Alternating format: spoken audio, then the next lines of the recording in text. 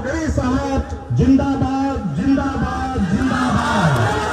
इमरान प्रतापगढ़ी जिंदाबाद जिंदाबाद जिंदाबाद जिंदाबाद।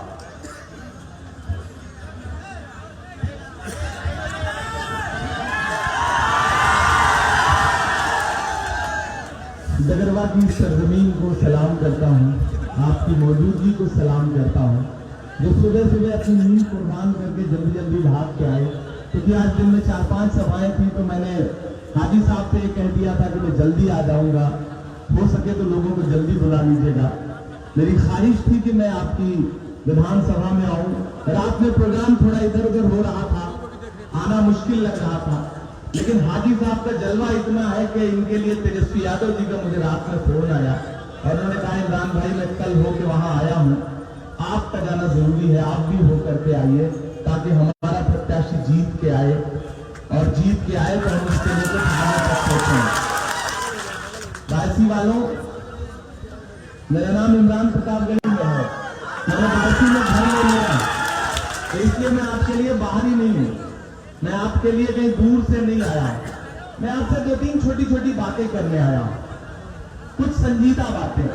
यहाँ तमाम ऐसे नौजवान दोस्त खड़े हैं, थोड़ी देर रिकॉर्डिंग हो रही है तो रिकॉर्डिंग भी करने दीजिए, हट जाएंगे, फोटो खींच के हट जाए, आ जाओ तुम इधर आ जाओ, शिव कुमार जी इधर आ जाइए, पीछे वाले कोई भी हमारे और अपने बीच में कोई दीवार बर्दाश्त नहीं कर पा रहे हैं, जो इनसे हाजी साहब आपके पुराने साथी हैं, पुराने विधायक हैं, किसी के लिए रिश्ते में चाचा लगते होंगे, किसी के रिश्ते में भाई लगते होंगे, तमाम बच्चे ऐसे हैं जिनके लिए वालिद की तरह होंगे, तमाम ऐसे नौजवान हैं जिनके लिए भाई होंगे। उनके लिए बड़ी लंबी प्लानिंग की गई है कि किस तरह से उन्हें हराया जा सके। मैं 2-3 छोटी छोटी बातें कह रहा हूं। यहां पे एक पार्टी आकर के जो चुनाव लड़ रही है, जो हैदराबाद से आई है, वो आपको पता है कि किसके गठबंधन में चुनाव लड़ रही है? मायावती के गठबंधन में। बिहार में उनका गठबंधन किससे है? मायावती से। और वो किसको किसको मुख्यमंत्री बनाने के लिए लड़ रहे हैं आपको पता है? उपेंद्र कुशवाहा को। अब 1 मिनट के लिए मायावती जी को जरा सुनिए।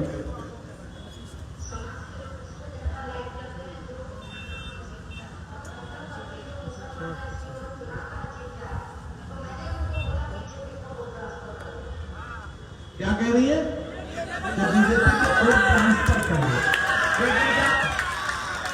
एक मायावती जी का कल का बयान पर 4 दिन पहले का सुनिए।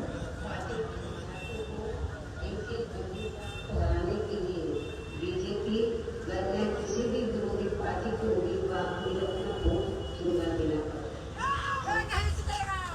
देखिए, ये बहुत सिंपल बातें आपको बता रहा हूं। बस होता क्या है कि ओवैसी साहब आते हैं, आपके सामने जज्बाती बातें कर देते हैं और मेरे नौजवान दोस्त नारे तकबीर अल्लाह बोलकर लगाने लगते हैं। मैं आपके जज्बे की भी कदर करता हूं, आप नौजवान साथी हैं, आप जो भी करते हैं मैं जानता हूं आपके अंदर दिल में जो है वो कौम है, आप चाहते हैं कौम की भलाई हो, कौम की अच्छाई हो, लेकिन आपको ये समझना पड़ेगा कि आपके सामने झूठ कितना बोला जा रहा है। और उस झूठ पे जरा 1 मिनट, मैं 1 मिनट आपका और वक्त लूंगा। मैं बता रहा हूं कि सरापा फरिश्ता जैसे लगने वाले लोग आकर के किस तरह से सियासी झूठ बोलते हैं, जरा सुनिएगा।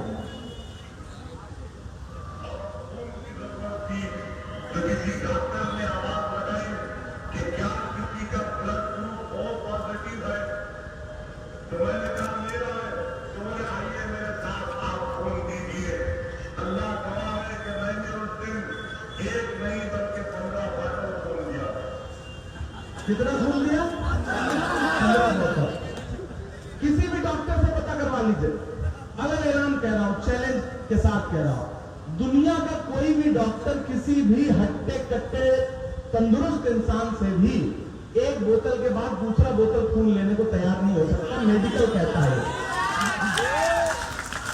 15 बोतल खून तो इंसान के शरीर में होता ही नहीं, पानी ज्यादा होता है इंसान की बॉडी में, लेकिन हजरत अल्लाह को गवाह बना के क्या कह रहे हैं कि मैंने 15 बोतल खून दिया।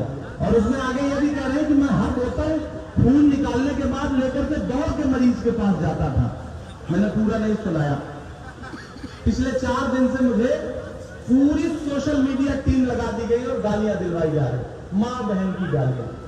अल्लाह रसूल के नाम पर वोट मांगने वाले लोग, उनका दूसरा चेहरा यह है कि सोशल मीडिया पर जो भी उनके खिलाफ उनसे सवाल करेगा उसको मां बहन की गालियां दिलवाएंगे। कौन सी सियासत है ये? आप अपनी सियासत कर रहे हो, मैं अपनी सियासत कर रहा हूं। मैं जिस पार्टी में हूं उस पार्टी की हिमायत में खड़ा हूं, तो क्या उस पार्टी की हिमायत करना दलाली और गद्दारी है? आप मुझे बताइए। 3 दिन पहले अख्तरुल ईमान साहब ने अपने फेसबुक पेज पर मेरे एक वीडियो डाल के लिखा कि इमरान तुम कांग्रेस के दलाल हो। आप मुझे बताइए, अगर मैं कांग्रेस पार्टी में हूं तो क्या मैं दलाल हूं? और अगर मैं कांग्रेस पार्टी की हिमायत करने की वजह से दलाल हूं, तो अख्तरुल ईमान साहब, पहले तो आप लालू जी का हाथ पकड़ के चलते थे, उनकी पार्टी से विधायक थे आप, इसका मतलब लालू जी के दलाल थे। समझ जाएगा। उसके बाद जब लालू जी की पार्टी छोड़ी तो आपने नीतीश कुमार का दामन पकड़ लिया और मौलाना असरारुल हक जैसे इंसान के खिलाफ आप टिकट लेकर के आए, बीच में चुनाव छोड़ के भाग गए, और फिर उधर हैदराबाद से पैकेज ज्यादा बड़ा मिलने लगा तो आप उनके साथ हो गए।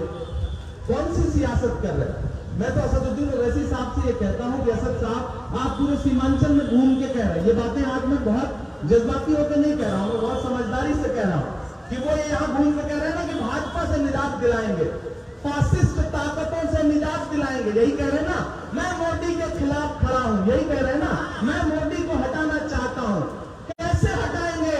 असदुद्दीन ओवैसी साहब, आप जिस हैदराबाद से आते हैं, आपका दारुस्सलाम जिस जगह पर मौजूद है वहां का विधायक भाजपा का है। पहले उस राजा सिंह को हटा लीजिए, फिर यहां आकर के बड़ी बड़ी बातें करिए।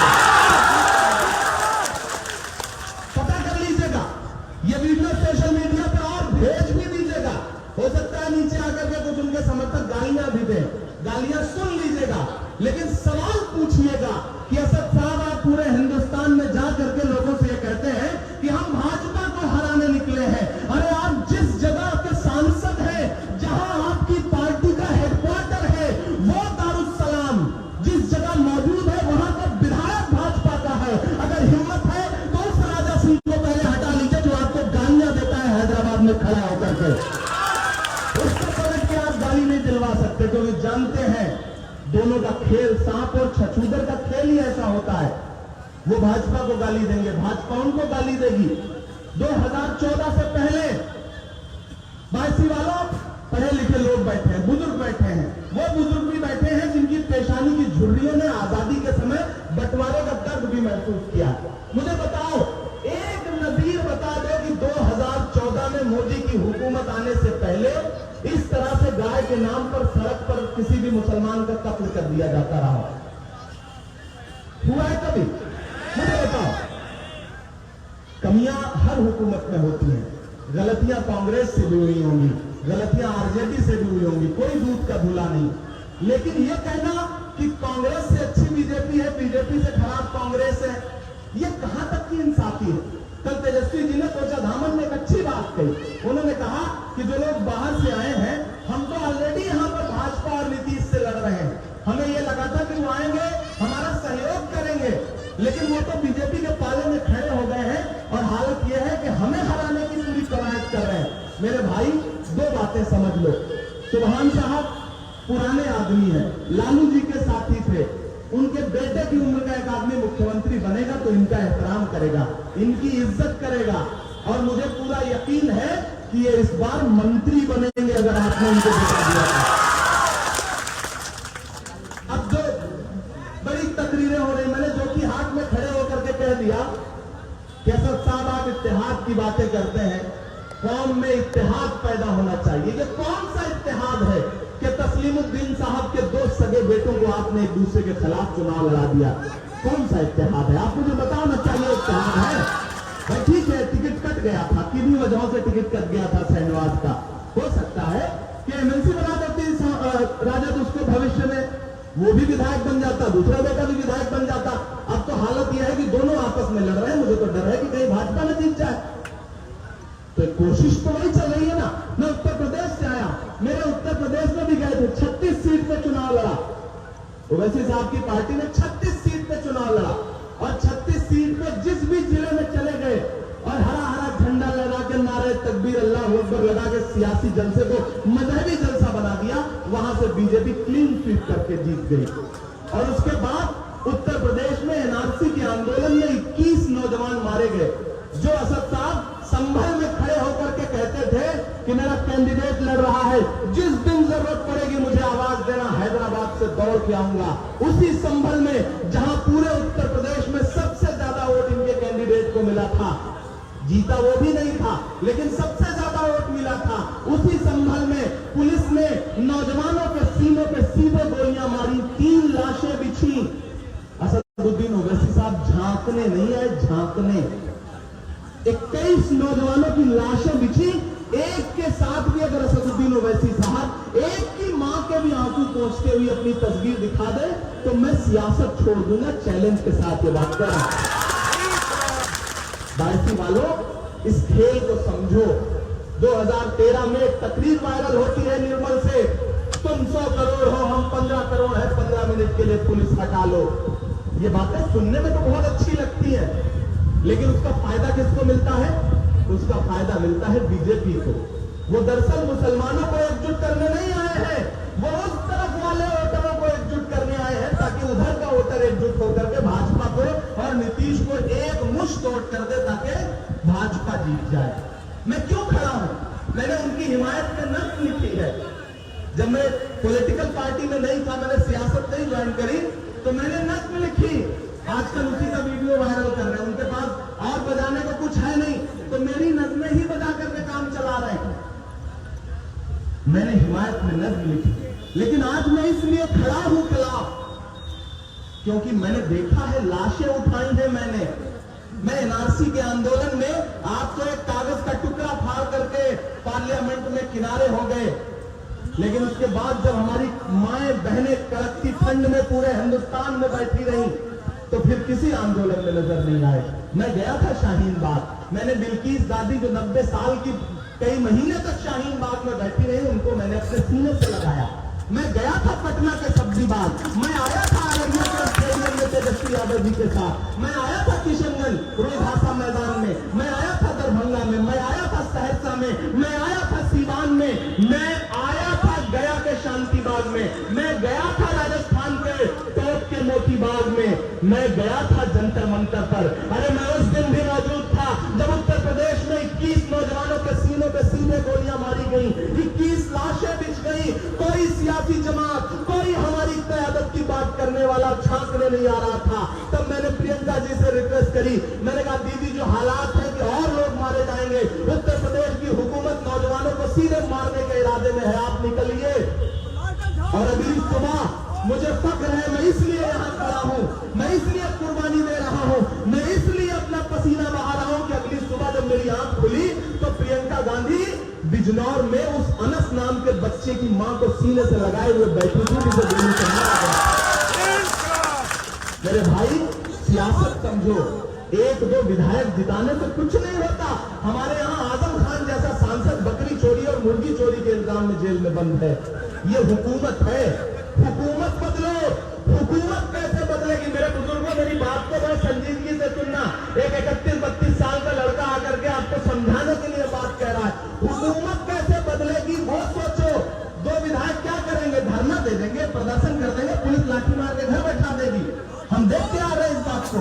एनआरसी का आंदोलन चल रहा था, उत्तर प्रदेश में पुलिस जहां चाहती थी पीट देती थी गोली। मैंने कहा ना 21 लाशें उठाई है मैंने, ये कैसे रुकेगा? जेपी नड्डा खड़े होकर के सिलीगुड़ी में कहते हैं कोरोना की वजह से रुका है सीए का काम, जैसे कोरोना खत्म होगा फिर से शुरू होगा। ये रुकेगा कैसे? बिहार में कैसे रुकेगा? तब जब आपके हम ख्याल हुकूमत बनेगी, आपके लिए दिल में थोड़ा ही सही, मैं ये नहीं कह रहा हूं कि बिल्कुल आपकी हुकूमत बन जाएगी, चारों तरफ आपका झंडा लहरा जाएगा, लेकिन आपके हम ख्याल हुकूमत बनेगी जो आपको भी साथ लेकर चलेगी। ये मुल्क किसी एक का नहीं है, न हिंदू का है, न मुसलमान का है, न अकेले सिख का है, न ईसाई का है। ये मुल्क सबसे मिलकर के बनता है, जो सबको लेकर के चले, थोड़ा थोड़ा सबका एहतराम करे। वो कौन कर रहा है? वो तेजस्वी यादव कर रहा है। वो तेजस्वी यादव आपके बीच में आ गया। मैं आपसे बहुत लंबी चौड़ी कोई तकरीर नहीं कर रहा, मैं आपको सिर्फ समझा रहा हूं। वो नौजवान जो हो सकता है पिछले 3-4 दिन से उनको लग रहा हो कि अरे इमरान साहब ने तो क्या बोल दिया, इमरान साहब ने तो गलत कर दिया। मैं मेरे भाई आपको क्रोनोलॉजी समझा रहा हूं, क्रोनोलॉजी समझो। दरअसल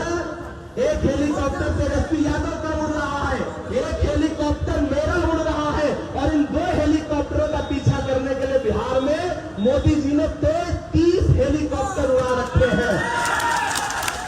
मैंने तो मोदी जी से हर सभा में यह कहा है कि मोदी जी, ये जो 30 हेलीकॉप्टर आपने चुनाव के लिए उड़ा रखे हैं, अगर आपने यही 30 हेलीकॉप्टर बिहार के मजदूरों को लॉकडाउन में घर पहुंचाने के लिए उड़ाए होते तो कोई पैदल ना चला। लेकिन साथ ही एक बात आपको और समझनी पड़ेगी कि जिन 30 हेलीकॉप्टरों के अलावा भी 2-3 हेलीकॉप्टर इस बिहार में उड़ रहे हैं, दरअसल उनमें तेल मोदी जी ही भरवा रहे हैं। ये ऐसी सच्चाई है जो आज आपकी समझ में नहीं आ रही होगी, लेकिन जैसे जैसे वक्त बीतता जाएगा आपको ये बात समझ में आती जाएगी। कहते हैं हुकूमत आ जाएगी तो क्या हो जाएगा। जब जज्बात में आते हैं ना हजरत, तो कहते हैं हुकूमत होगी तो क्या हो जाएगा। यहां आकर के कह रहे हैं, मैंने सुना कि यहां पे यादव 14% है लेकिन उनके 56 मिले हैं, मुसलमान 18% है लेकिन उसके 23 मिले हैं। यही कह रहे हैं आजकल तकरीर में। सुनने में कान को बड़ा अच्छा लगता है, परसेंटेज वाला जो खेल है बड़ा अच्छा लगता है। लेकिन मैं पूछता हूं असद साहब कि आप जिस हैदराबाद में यानी कि जिस तेलंगाना से आते हैं, आपकी पार्टी 50 साल पुरानी है। मेरे एक सवाल का बड़ी मोहब्बत से जवाब दे दीजिए कि आज तक वहां पर आप 7 एमएलए के अलावा 8वां एमएलए क्यों नहीं जितवा पाए।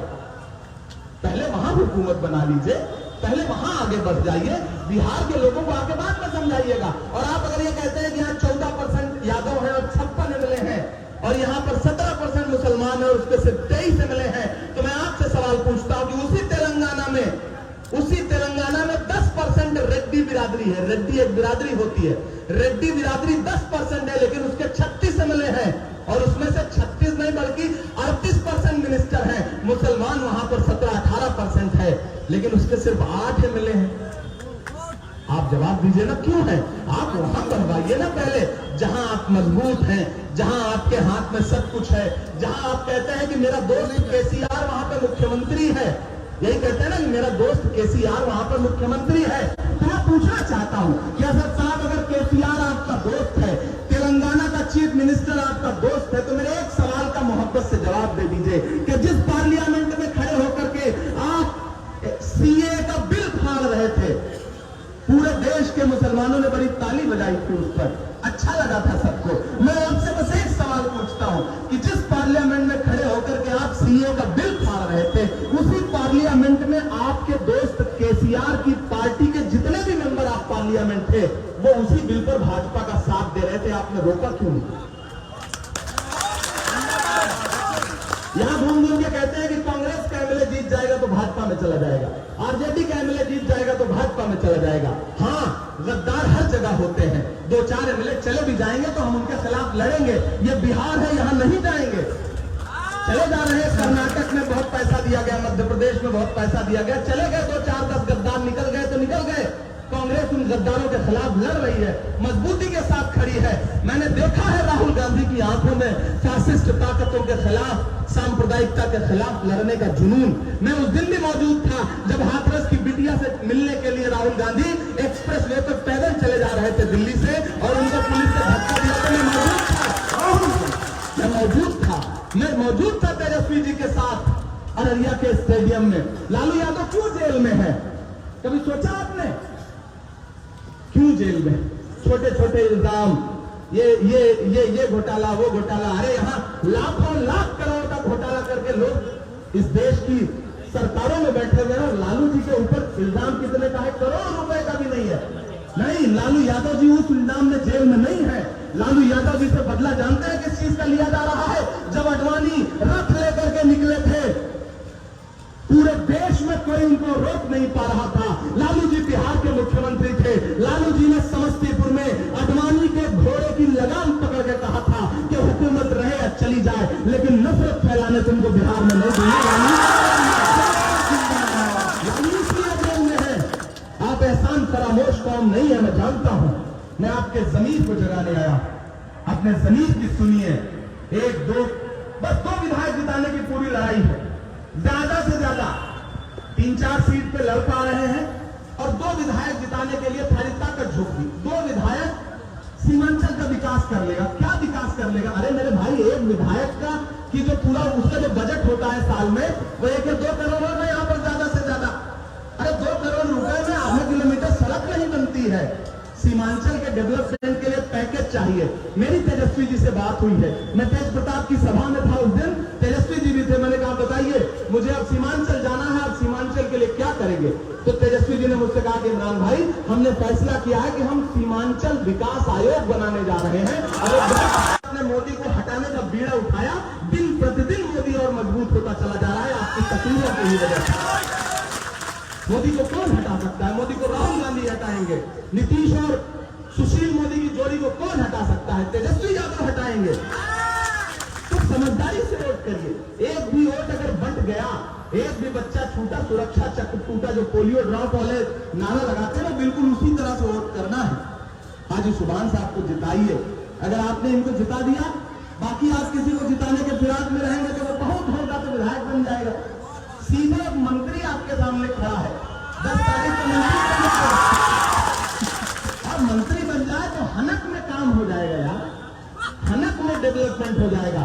धर्म होता है, मंत्री का एक धर्म होता है। अल्लाह ने चाहा तो ये मंत्री बनेंगे, तेजस्वी यादव मुख्यमंत्री बनेंगे। मैं आपसे गुजारिश करने आया हूं, एक बार इनको जिताइए। मैं आपके लिए बाहरी नहीं हूं, मेरा बायसी में घर है। और अगर हाजी सुभान साहब काम नहीं करेंगे तो मैं आपसे कह रहा हूं कि मैं आपका बेटा हूं, मैं आपका भाई हूं। आना मेरे पास, मैं आता रहूंगा बायसी। आना मेरे पास और मेरा गिरबान पकड़ के कहना कि इमरान तुम्हारे कहने पे वोट दिया था, हाजी साहब मेरा काम नहीं कर रहे हैं। मैं इनका हाथ पकड़ लूंगा और इनसे कहूंगा कि आपको काम करना पड़ेगा। यहां आकर के बड़ी बड़ी बातें की जा रही है, बड़ा पर्ग लाया जा रहा है। तालीम के लिए बड़ी बड़ी बात है, जो अपने मेडिकल कॉलेज में 1 करोड़ रुपए से ज्यादा डोनेशन लेते हैं एक एडमिशन का, वो यहां आकर के तालीम पे लेक्चर दे रहे हैं। मैं वादा कर रहा हूं आपसे, और हाजी साहब मैं आपकी तरफ से ऐलान कर रहा हूं, मैं आज इसीलिए इस सभा में आया कि मुझे आपसे ये ऐलान करवाना है। कुछ करिएगा या ना करिएगा, लेकिन एक काम का मुझसे वादा करिए कि अगर आप यहां से फिर से विधायक बनते हैं, सरकार बनती है, मंत्री बनते हैं, तो आप कुछ और करें ना करें, लेकिन डगरवा के लिए एक इंटर कॉलेज और डिग्री कॉलेज आप बनाएंगे। इसका वादा कर रहे हैं मुझसे, वादा कर रहे हैं मुझसे, मेरा वादा है। आप जिताइए, इंशाल्लाह उस डिग्री कॉलेज, उस इंटर कॉलेज की नींव रखने के लिए मैं आऊंगा, मैं अपने हाथ से इंशाल्लाह उसकी नींव रखूंगा।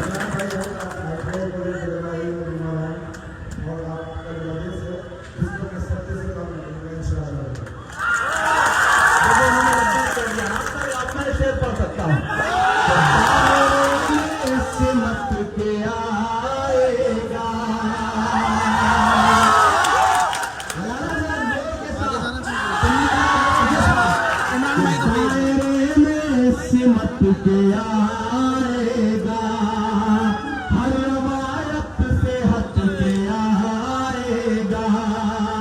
आंधियों को जरा खबर कर दो, आंधियों को जरा खबर कर दो, शेर वापस पलट के, शेर वापस पलट के आएगा। ये आपके घर के हैं, कई बार से विधायक हैं, पिछली बार से 2-3 बार से लगातार से हैं। हो सकता है कुछ एक आध चीज तो मनमुटाव भी हो सकता है, कभी इनका पीए आपका फोन न उठा पाया हो तो आपके दिल में खलिश भी हो, नाराजगी भी हो, लेकिन मैं इनकी तरफ से माफी चाहता हूं।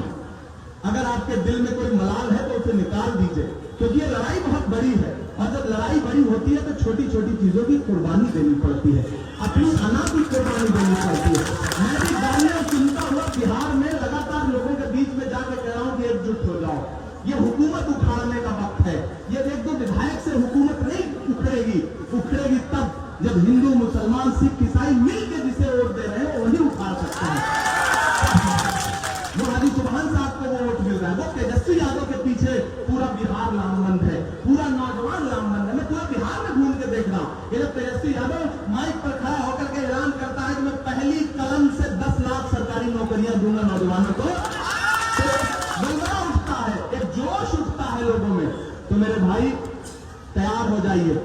अमौर के 3 बच्चे जो कल किसी सभा से लौटते हुए एक्सीडेंट में उनका इंतकाल हुआ है, मैं उनको दिल की गहराइयों से खराज अकीदत पेश करता हूं, और इंशाल्लाह चुनाव बाद एक दिन मैं उन परिवारों से मिलने के लिए भी जाऊंगा, ये मेरी कोशिश है। अल्लाह उन परिवारों को सब्र दे। और वो बच्चे एक रैली से लौट रहे थे और उनका इंतकाल हो गया। पूरे इलाके में जितने महागठबंधन के प्रत्याशी हैं, बस ये सोच के आपको जाना है कि जो बटन दबानी है वो देखना ही नहीं है कि विधायक किसे चुनने जा रहे हैं, ये देखना है कि हम तेजस्वी यादव को मुख्यमंत्री बनाने के लिए वोट करने जा रहे हैं। ये ऐसा दिल में लाइए। अगली सभा के लिए निकलना है, इसलिए आपसे विदा लूंगा। अच्छा ठीक है, दिल्ली को आऊंगा तो आप जाने भी नहीं देंगे। ऐसे भी मैं घर का बेटा हूँ, अब आपके तो जा भी नहीं सकता हूँ।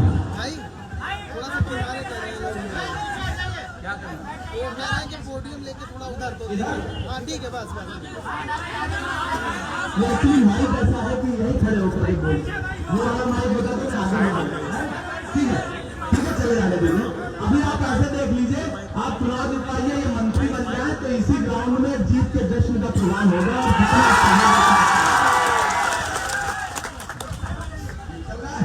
हाँ जी थोड़ा बेहतर चल रहा है।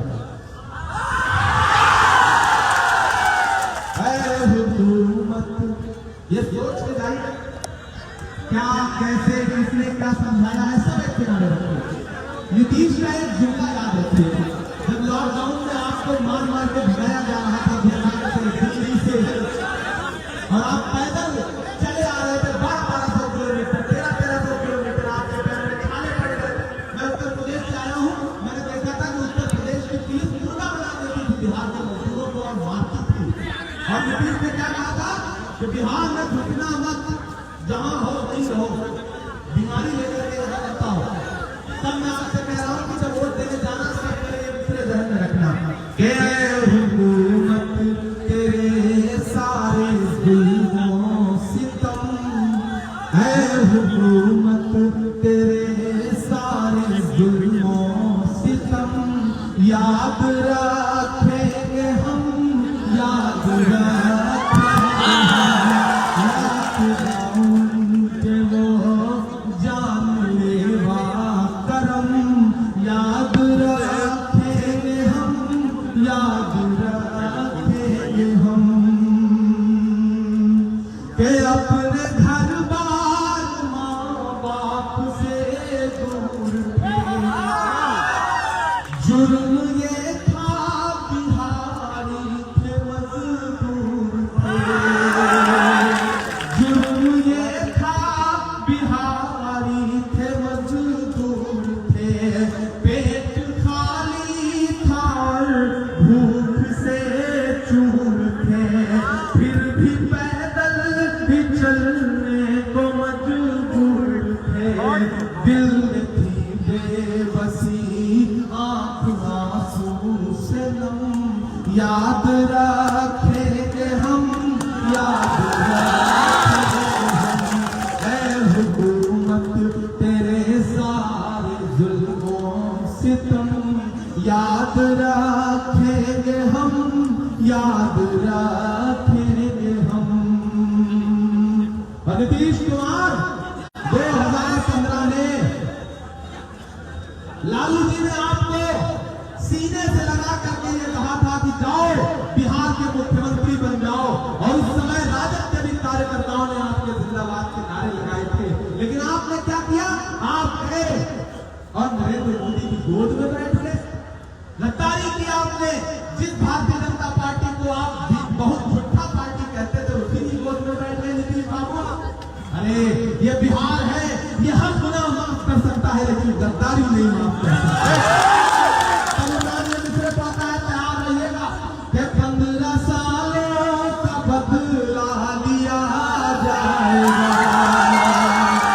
ऐसे काम नहीं चलेगा, मुझे जोश दिखना चाहिए। 15 सालों का बदला लिया जाएगा।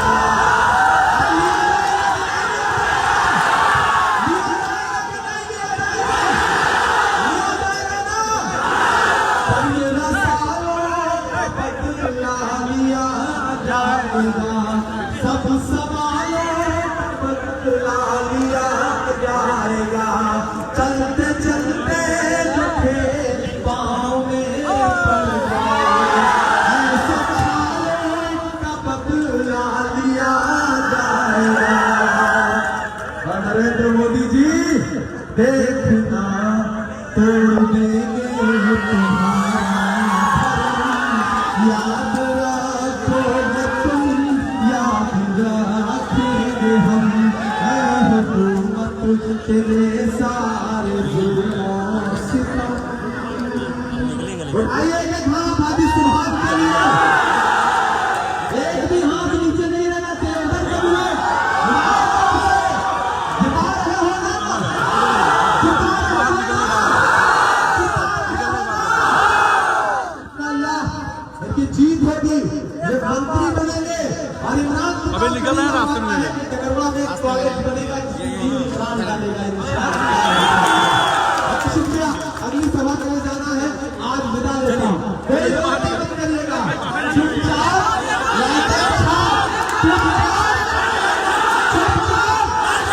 लालटेन छाप पे डालिए, बटन दबाइए, तेजस्वी यादव को मुख्यमंत्री बनाइए और इन्हें मंत्री बनाइए। मिलते हैं इंशाअल्लाह। बहुत शुक्रिया, बहुत शुक्रिया।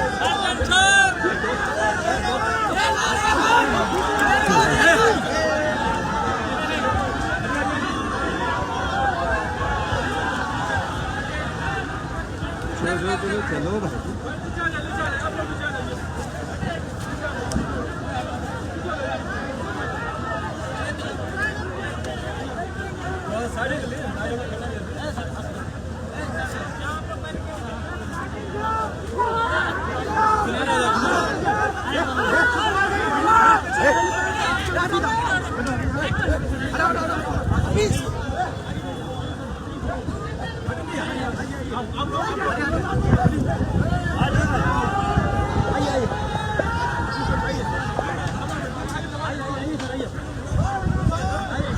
इमरान भाई जिंदाबाद।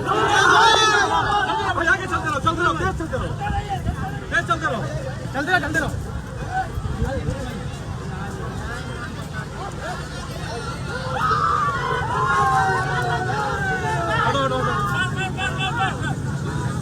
कोई नहीं आएगा, कोई नहीं आएगा।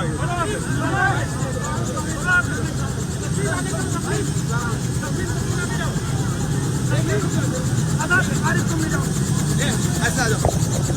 लो